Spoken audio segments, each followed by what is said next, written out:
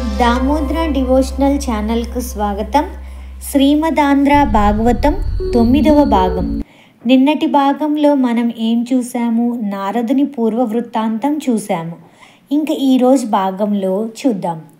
వేదవ్యాసుణ్ణి నారద భగవానుడు ప్రార్థన చేస్తే ఆయన సలహా మేరకు వ్యాసుడు తన ఆశ్రమంలో భాగవతంను రచించడం ప్రారంభం చేశాడు.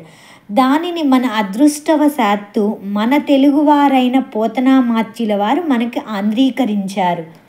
శారద నీరదేందు ఘనసార పటీర మరాళ మల్లికాహార తుషార పేన అంటూ పెద్ద శ్లోకం రాసి పోతన గారు ఆ శారదాదేవిని స్తోత్రం చేసి ఆంధ్రీకరించడం ప్రారంభం చేస్తే మహానుభావుడికి అలవోకగా పడిపోయాయి పదాలు. ఒక అద్భుతమైన ఆంధ్రీకరణం ఆ రోజున జరిగింది. అటువంటి భాగవతంలో సౌనకాది మహర్షులందరూ కూడా దీర్ఘసత్రయాగం చేస్తున్నారు. సత్రయాగం అనేది యాగము, ఒక విచిత్రమైన యాగం. దీర్ఘసత్రయాగం అంటే చాలా కాలం పాటు కొనసాగే యాగం. దానిని నైమిసారణ్యంలో చేశారు. ఎవరు ఋత్విక్కులుగా ఉంటారో వారే యజమానులుగా కూడా ఉంటే దానిని సత్రయాగం అని పిలుస్తారు. అటువంటి దీర్ఘసత్రయాగం చేస్తున్నారు. దానికి అనువైన ప్రదేశం నైమిసారణ్యంగా నిర్ణయించుకున్నారు. అది విష్ణు భగవానుని శక్తి ప్రకటితమైన క్షేత్రం కాబట్టి. అందుకే పెద్దలు అంటూ ఉంటారు, నైమిసారణ్యంలో అడుగు పెట్టినా చాలట. శ్రీరంగంలో ఎలా అయితే అడుగు పెట్టి ఆ మట్టిని తాకినా చాలు అంటారో, అలాగే నైమిసారణ్యం పుణ్యభూమిలో అడుగు పెట్టినా చాలట అని పెద్దలు అంటూ ఉంటారు కదా. ఇరుసును ఆధారంగా చేసుకొని చక్రం తిరుగుతూ ఉంటుంది. ఇరుసు విరిగిపోతే బండి పనికిరాదు. సంసారంనకు ఉండేటటువంటి నేమి అంటే ఇరుసు ఏ ప్రాంతం నందు శిథిలం అయిపోతుందో అటువంటి పరమ పవిత్రమైన ప్రాంతంనకు నైమిసారణ్యం అని పేరు. ఆ నైమిసారణ్యంలో చేసిన క్రతువు చాలా విశేషమైన ఫలితం ఇస్తుంది. శ్రీ మహావిష్ణువు అనుగ్రహంనకు నోచుకున్న క్షేత్రం అది. అటువంటి చోట ఈ దీర్ఘసత్రయాగం చేసినట్లయితే బాగుంటుందని సౌనకాది మహర్షులందరూ కూడా ఈ యాగంను ప్రారంభం చేశారు. అక్కడికి సూత మహర్షి విచ్చేశారు. ఒక కోయిల వచ్చిందనుకోండి, దానిని మనం పాట పాడాలని కోరుకుంటాం కదా. అలాగే ఒక నెమలి చూసినట్లయితే అది ఒక్కసారి పురి విప్పి నాట్యం చేస్తే బాగుండు అని అనుకుంటాం కదా. ఎందుకు అంటే పురి విప్పి ఆడుతున్న నెమలి అందంగా ఉంటుంది చూడడానికి. అందుకని సూతుడు కనపడినప్పుడు, అయ్యా భగవంతుని గురించి 4 మాటలు చెప్పండి అని అడగకపోతే ఎలా? సూతుడు పురాణ వాంగ్మయం అంతా తెలిసి ఉన్నవాడు. అటువంటి వాడు వచ్చినప్పుడు ఆయన దగ్గర పురాణములలో ఉండే విశేషములను, హరికథామృతమును తెలుసుకోవాలని ఉత్సుకత ఉంటుంది కదా. అందుకని సౌనకాది మహర్షులు సూతుణ్ణి అడిగారు, అయ్యా నీవు రోమహర్షుని కుమారుడవు. నీకు పురాణంలో ప్రతిపాదించబడిన విషయములు అన్నీ కూడా తెలుసు. సుఖబ్రహ్మ చేత ప్రవచనం చేయబడి భాగవతం నీకు కరతలామలకము. అందులో హరినామములు, హరిభక్తి, హరికథామృతము విశేషంగా ప్రవచనం చేయబడ్డాయి. ఏ భగవంతుని గుణములు వినడం చేత వేరొకసారి పుట్టనటువంటి అవసరం కలుగదో, ఏ భగవద్భక్తికి సంబంధించిన కథలను విని తీరాలో అటువంటి విషయములను కలిగి ఉన్న గ్రంథం భాగవతం. అటువంటి పురాణంను మాకు వివరించవలసినది. అసలు జన్మనెత్త అవసరం లేని పరమాత్మ కృష్ణ భగవానునిగా ఎందుకు జన్మించాడు? అందున వసుదేవునికి కుమారుడిగా ఎందుకు జన్మించాడు?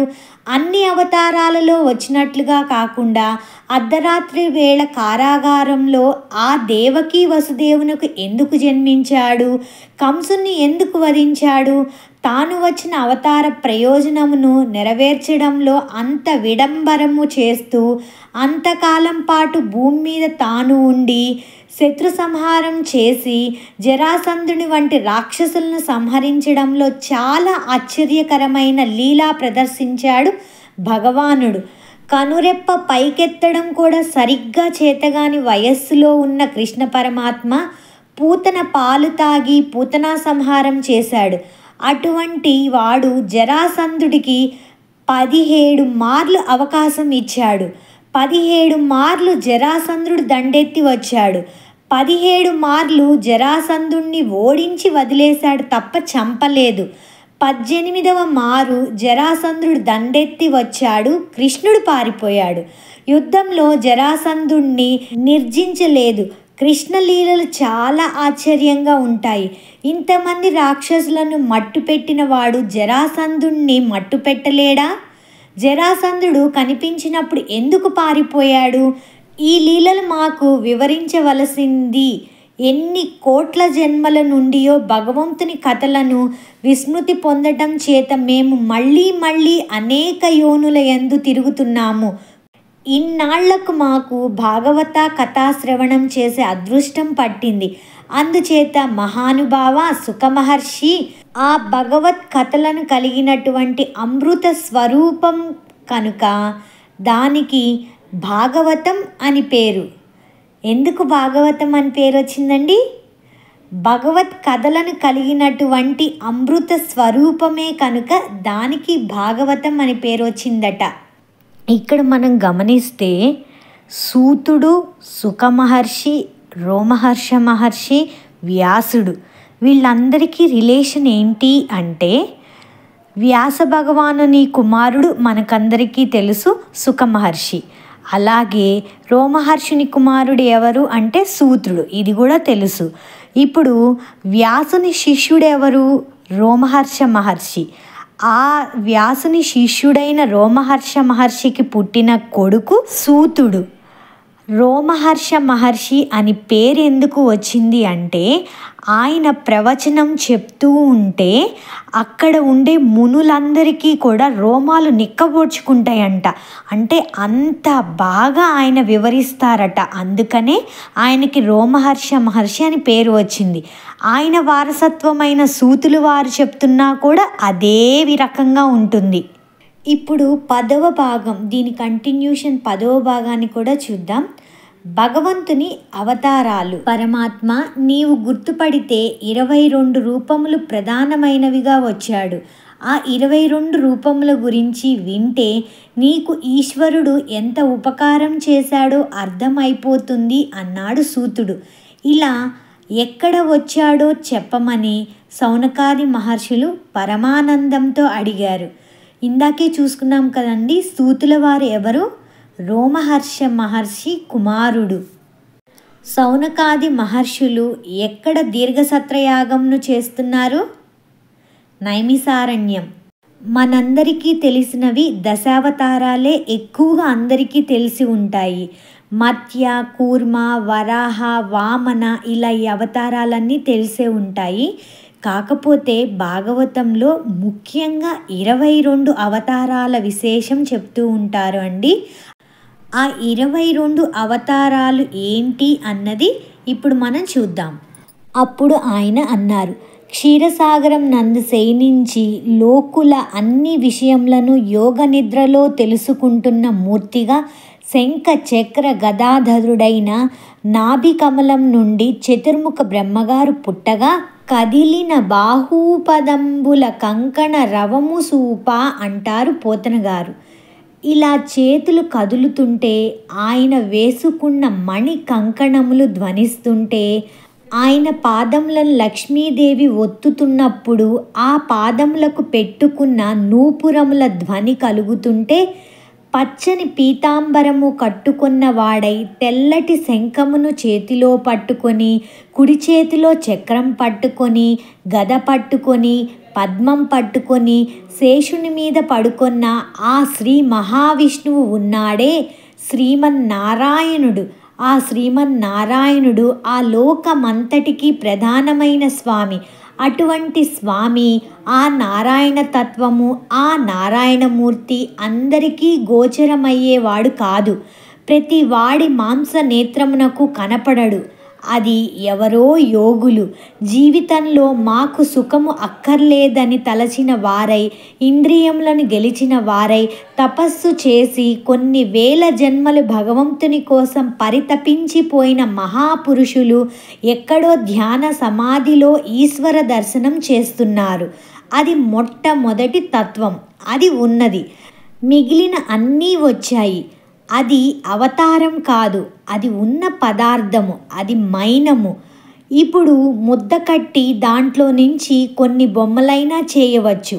అసలు ఉన్నదేది? నారాయణుడు. ఈ సృష్టి జరగడానికి నారాయణుని నాభికమలంలోంచి మొదట వచ్చినది చతుర్ముఖ బ్రహ్మగారు. 4 ముఖములతో వేదం చెప్తూ శ్రీమన్నారాయణుడు చెప్పిన ఆజ్ఞ ప్రకారం సృష్టి చేసిన వాడెవడో అది మొట్టమొదటి అవతారం. ఆయనే చతుర్ముఖ బ్రహ్మగారు. ఇప్పుడు మొట్టమొదటి తత్వం ఏంటో చెప్పగలరా? క్షీరసాగరం నందు పవళించి ఉన్న, దేని మీద? శేషుని మీద పవళించి ఉన్న ఆ శ్రీ మహావిష్ణువే శ్రీమన్నారాయణుడు. ఆయనే ఈ లోకానికి మొట్టమొదటి తత్వం. ఆయన ఎలా పవళించి ఉన్నారు, ఏమి ధరించారు అన్నవి ఇందాకే మనం చూసుకున్నాం కదా. శంఖము, చక్రము, గద, పద్మము, పచ్చని పీతాంబరం కట్టుకొని ఉన్నారు. లక్ష్మీదేవి ఒత్తుతున్నప్పుడు పాదాలను పెట్టుకున్న నూపురముల ధ్వని కలుగుతుంటే ఇదంతా చూసాం కదా. అలాగే మొట్టమొదటి అవతారం ఏంటి? చతుర్ముఖ బ్రహ్మగారు. తర్వాత చూద్దాం. ఆ చతుర్ముఖ బ్రహ్మగారి తర్వాత వచ్చిన అవతారం ఈ భూమినంతటినీ తీసుకువెళ్ళి తనదిగా అనుభవించాలనే లోభబుద్ధితో ప్రవర్తించిన ఎవరు? హిరణ్యాక్షుని వధించడానికి వచ్చిన యజ్ఞవరాహమూర్తి 2వ అవతారం. 3వ అవతారం సంసారం నందు బద్ధులై కర్మాచరణం ఎలా చెయ్యాలో తెలియక కామమునకు అర్థమునకు వసులైపోయిన లోకులను ఉద్ధరించడం కోసమని చతుర్ముఖ బ్రహ్మగారిలో నుంచి పైకి వచ్చిన మహానుభావుడైన, నిన్నటి భాగంలో చెప్పుకున్నాం కదా, నారదుడు. ఇప్పుడు 3 అవతారాలు అయిపోయినాయి. మొట్టమొదటి అవతారం చతుర్ముఖ బ్రహ్మ, 2వ అవతారం యజ్ఞవరాహమూర్తి, 3వ అవతారం నారదుడు. తరువాత బ్రహ్మగారితో పాటు వచ్చిన వారు సనక సనందాదులు. నారదుని అవతారం తరువాత వచ్చినది సాంఖ్యయోగం చెప్పినటువంటి కపిలుడు. ఇవన్నీ శ్రీమన్నారాయణీయంలో కూడా చాలా వివరంగా చెప్తారండి. భాగవతం చదవడం చాలా కష్టం కాబట్టి శ్రీమన్నారాయణీయం అన్నది ఇప్పటి రోజుల్లో అందరూ విశేషంగా చదువుతున్నారు. దాంట్లో ఈ 22 అవతారాలు చాలా క్లియర్గా ఎక్స్ప్లెయిన్ చేసి కూడా ఉంటాయండి. ఈ కపిలుడు విశేషంగా వేదాంత తత్వమునంతటినీ చెప్పాడు. కపిలుడు తన తల్లి అయిన దేవహూతికి ఈ వేదాంతాన్నంతా వివరిస్తారండి. కపిల తనురితి త్వం దేవహూత్యైన్యగాదీహి అని వస్తుంది. కపిలుని అవతారం తర్వాత వచ్చిన అవతారం దత్తావతారము. దత్తాత్రేయుడై అనసూయ, అత్రి వారిద్దరికీ జన్మించిన మహాపురుషుడై సృష్టికర్త, స్థితికర్త, ప్రళయకర్త అయిన బ్రహ్మ, విష్ణు, మహేశ్వరుల తత్వంతో కూడిన వాడై జ్ఞాన ప్రబోధం చేసి ప్రహ్లాదాదులను ఉద్ధరించిన అవతారం ఏది ఉన్నదో అది దత్తాత్రేయ స్వామి వారి అవతారం.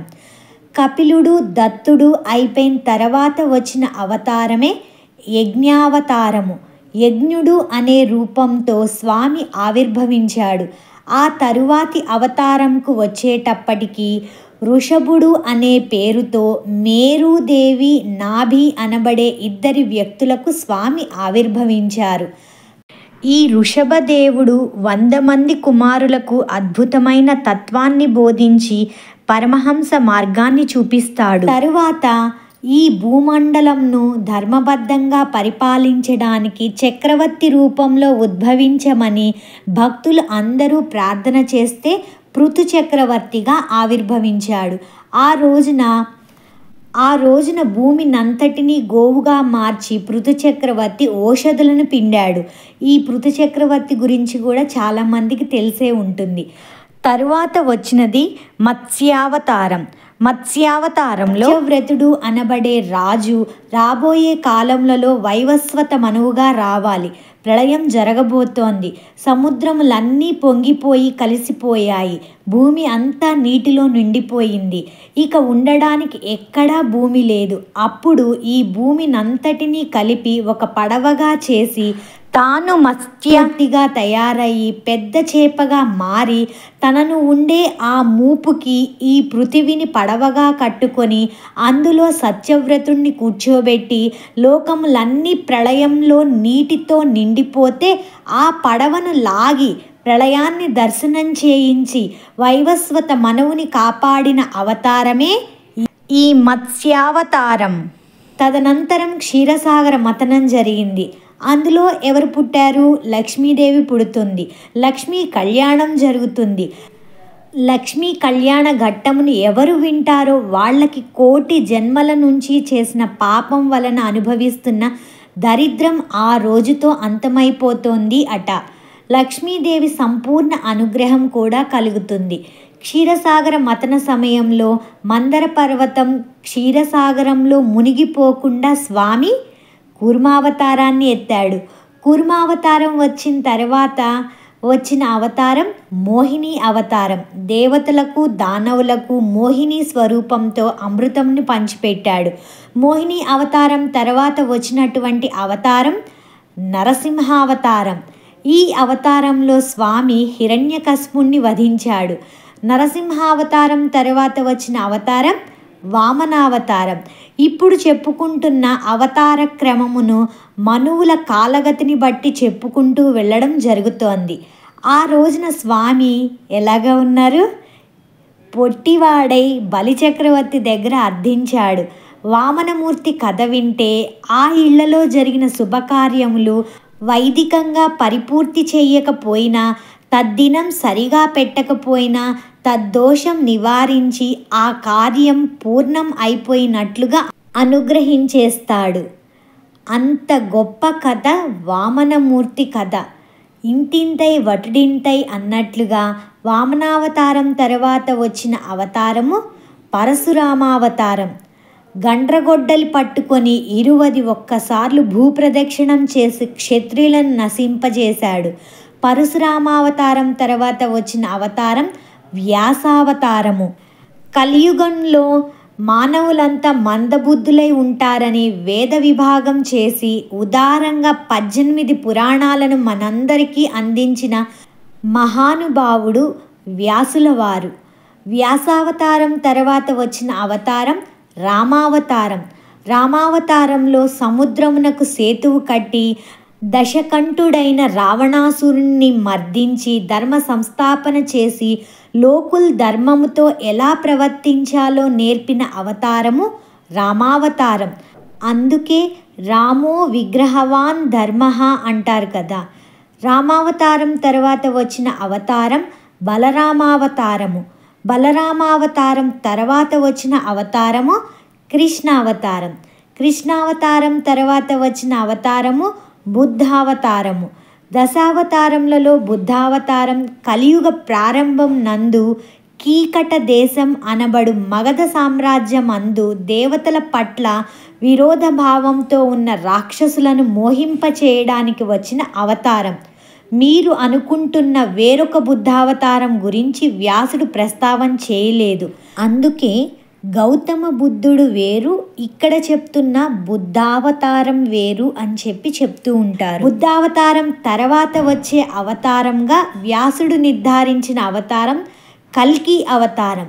కల్కి అవతారం ఇప్పుడు మనం చెప్పుకుంటున్నట్లుగా కలియుగం ప్రథమ పాదంలో వస్తోందని వ్యాసుడు చెప్పలేదు. కలియుగం అంతమైపోయే ముందు యుగసంధిలో కాశ్మీర దేశంలో ఉన్న విష్ణుయసుడు అని పిలవబడే ఒక బ్రాహ్మణుడి కడుపున స్వామి ఆవిర్భవిస్తారు. ఆయన అవతారం రాగానే సవికల్ప సమాధిలో ఉన్న యోగులందరూ పైకి లేస్తారు. అప్పుడు ఖడ్గమును చేతపట్టుకొని తెల్లటి గుర్రం మీద కూర్చొని ప్రజలను పీడించి ధనవంతులయ్యే పరిపాలకులందరినీ సంహరిస్తాడు. యుగాంతం అయిపోతుంది. మరలా కొత్త యుగం ప్రారంభమవుతుంది. కల్కి అవతారం యుగ సంధిలో వస్తుంది. ఇలా 22 అవతారములను స్వామి స్వీకరించబోతున్నారు. దీనిని వ్యాసుడు ఎప్పుడు చెప్తున్నారు? కృష్ణావతార ప్రారంభం నందు భాగవతంను రచిస్తున్న సమయంలో భూత భవిష్యత్ వర్తమాన కాలజ్ఞానం ఉన్నవాడు కాబట్టి వ్యాసుడు ఈ విషయంను చెప్పగలుగుతున్నాడు. వ్యాసుడు అంటే సాక్షాత్ నారాయణుని అంశ, మహానుభావుడు. ఇలా స్వామి 22 అవతారములలో విజయం చేస్తున్నారు.